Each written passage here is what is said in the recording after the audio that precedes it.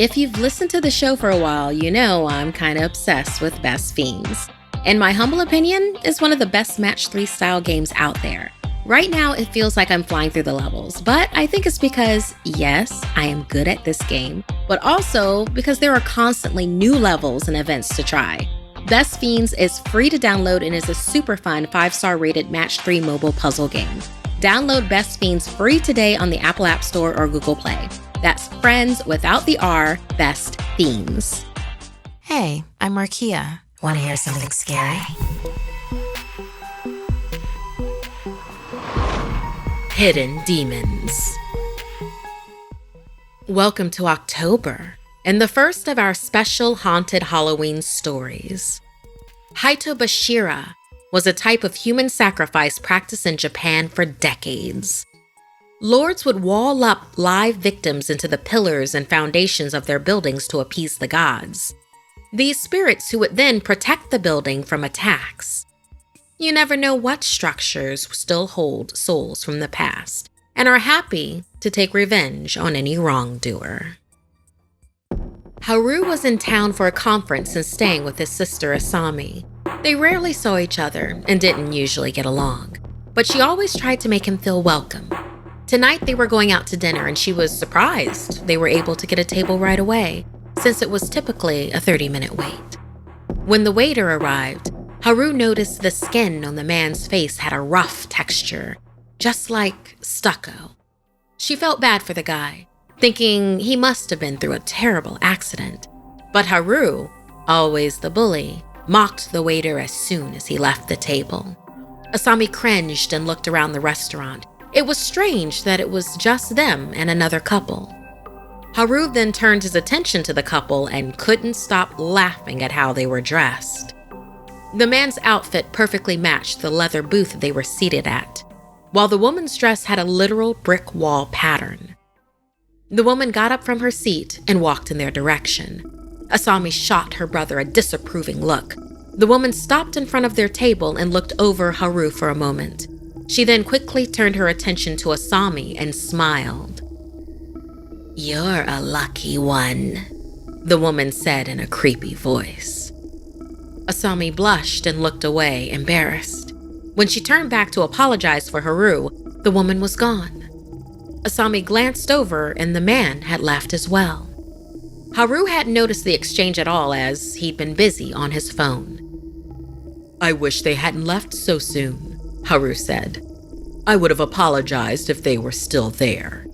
But Asami knew otherwise.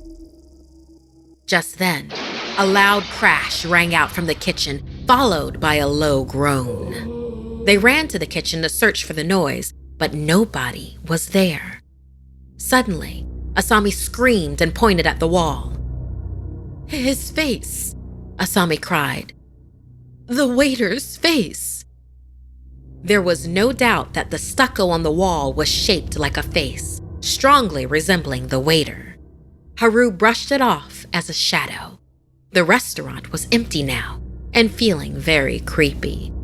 They started the walk back to the apartment. The streets were eerily quiet. Haru tried to rationalize that everyone was probably at home, but Asami knew that something was off. It was usually busy at that hour. As they stepped off the sidewalk, something snagged Haru's leg. His clothing had become ensnared in a broken street grate. As he tugged, the grating tightened, then lengthened, wrapping around his leg. Haru began to struggle and panic. With Asami's help, they got him free. Haru scrambled to his feet. It looked like a busted grate, but he had seen that something had grabbed him. They broke into a run, but soon stopped in their tracks. What looked like a man was melting into a tree in front of them, his face twisted in horror. One of the branches was shaped exactly like a human arm. Suddenly, it reached out for Asami. The figure within the tree weakly croaked out for help. What they heard was undeniable, but they barely had time to comprehend when more arms swooped out from all around the figure. The tree, the dirt, the sidewalk. They came from everywhere and grabbed up the man, pulling him deeper into the tree, Horrified, the siblings ran. As they reached the end of the block, a humanoid figure rose from the concrete in front of them, slowly turning its head towards them. It advanced. They turned to go in a different direction, but only got a few steps away when the woman from the restaurant emerged from a brick building. Her skin had now also taken on the same pattern as her dress. Pointing at Asami, she said, "Lucky, lucky, lucky." People were rising up from every surface, each one bearing the features of the structure they had risen from. They began to close in. Finally, Haru saw an opening in the crowd. He grabbed his sister and ran through it. Ducking down an alleyway, several arms stretched out from the walls and grabbed them. The ones that had Asami pushed her across to the other side of the alley, while the ones that held Haru pulled him into the structure. Haru reached out for Asami. She tried to help, but the arms reached out and held her back. She noticed something etched into the wall. A name. Kenzie, Haru's closest childhood friend, a young girl who had mysteriously disappeared several years ago. Why was her name there? Haru, stricken by this long-ago name before him again, then began struggling and weeping, repeating the same sentence over and over. "I'm sorry, Kenzie. I'm sorry." Cold over the proof that her brother had had something to do with Kenzie's disappearance all that time ago, Asami looked at him in complete shock. The surface of the wall began to ooze over Haru's skin, covering it. He screamed in horror and pain until he was completely consumed. Asami began to struggle to free herself, sobbing as she realized what Haru had done.